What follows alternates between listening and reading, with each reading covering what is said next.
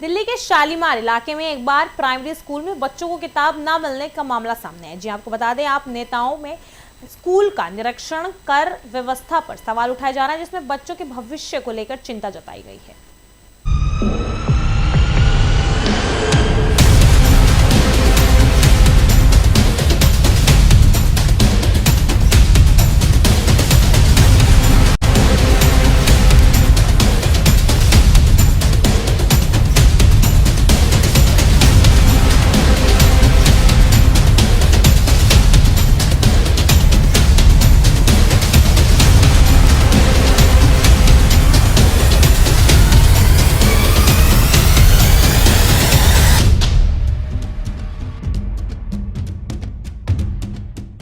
सभी यहाँ पर एकत्रित हुए हैं ये स्कूल की हालात के लिए।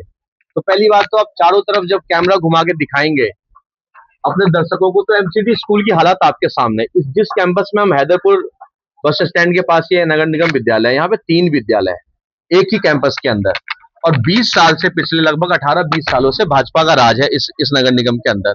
आप देखिए कि उनका क्या मॉडल है, उन्होंने क्या दिया है दिल्ली वालों को। दिल्ली की जनता ने नगर निगम में उनसे तंग आकर हमें चुनकर भेजा था, बहुमत हमारी थी, लेकिन उन्होंने हमारे बहुमत को तोड़ के खरीद फरोख्त करके अपना मेयर बनाया पिछले 1 साल पहले। उससे 18 साल पहले तो उन्हीं का सत्ता रहा। फिर सिर्फ 1 साल के सत्ता के बीच में एक आयुर्वेदिक हॉस्पिटल है, उसको हमने चालू करवाया, वहां पे दवाइयां मुहैया कराई, वहां पंचकर्मा सेंटर चालू हो गया। आज आप जब जाएंगे, जब से राजा इकबाल मेयर बने थे और अब कल नए मेयर चुने गए, राजा इकबाल जी के आते ही वो पंचकर्मा सेंटर बंद हो गया, वहां पे दवाइयां आनी बंद हो गई। एशिया का सबसे बड़ा अस्पताल था, जहां पे राजस्थान, मध्य प्रदेश, अलग अलग राज्यों से बसों से भर के लोग आते थे। तो इन्होंने सरकारी संस्थानों को बर्बाद करने का काम किया। ये एमसीडी स्कूल को इन्होंने बर्बाद कर दिया।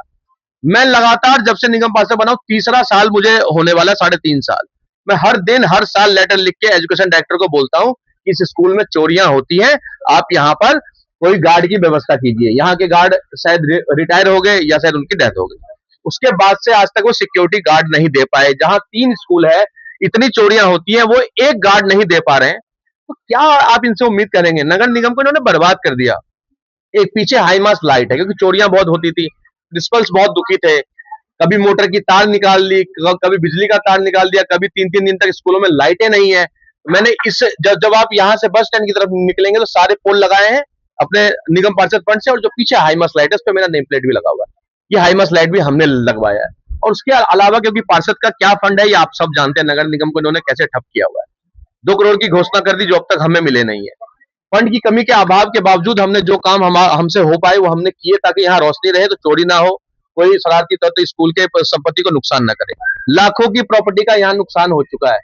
आज बच्चों की किताबें नहीं मिल रही है, पिछले साल भी यही हालत थी, आज भी यही हालत है। यहाँ पे पेरेंट्स और बच्चे धक्के खाते हैं।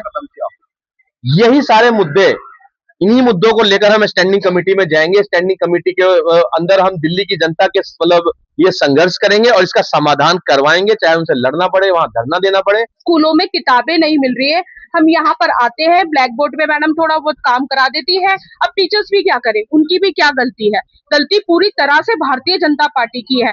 कल एमसीडी में मेयर बदला, ढोल नगाड़े बजे, वहां पर दिल्ली के काफी सांसद पहुंचे, स्वाति मालीवाल जी पहुंची, लेकिन क्या उनको खबर है कि दिल्ली की गरीब जनता के मासूम बच्चे, क्योंकि प्राइमरी स्कूल जो एमसीडी के स्कूल में ज्यादातर गरीब बच्चे ही आते हैं, कोई बड़े घर के बच्चे तो आते नहीं हैं, बेचारे मासूम बच्चे आते हैं। अगर उनके पास किताबें खरीदने के पैसे हो, वर्दी खरीदने के पैसे हो, तो वो एमसीडी के स्कूल में आए नहीं। कि दिल्ली के एजुकेशन मिनिस्टर दिल्ली की शिक्षा की ओर कोई ध्यान दे रहे हैं, पता नहीं कहाँ गायब है। दिल्ली के मासूम बच्चे तपती धूप में स्कूल आ रहे हैं और उनके पास पढ़ने के लिए किताबें नहीं है। आपको शर्म आनी चाहिए। तो भारतीय जनता पार्टी से हम ये मांग करते हैं कि जल्द से जल्द इन बच्चों को किताबें दी जाए, सुख सुविधाएं दी जाए, और स्कूल की हालत सिर्फ यहाँ की नहीं, पूरे दिल्ली के स्कूल की हालत को ठीक